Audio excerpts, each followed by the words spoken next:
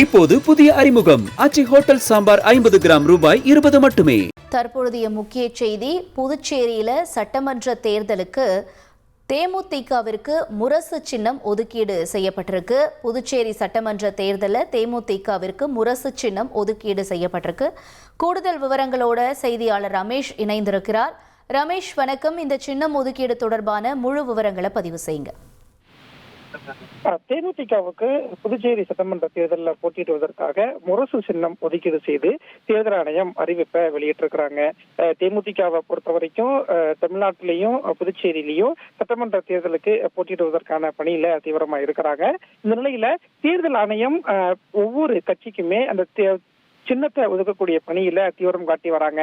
அந்த வகையில தான் தேமுதிகவுக்கு புதுச்சேரி சட்டமன்ற தேர்தலில் போட்டியிடுவதற்காக இந்த முரசு சின்னம் ஒதுக்கிடப்பட்டிருப்பதை பார்க்க முடிகிறது.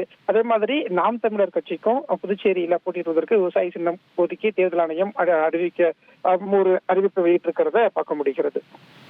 உங்களுடைய தகவல்களுக்கு நன்றி ரமேஷ்.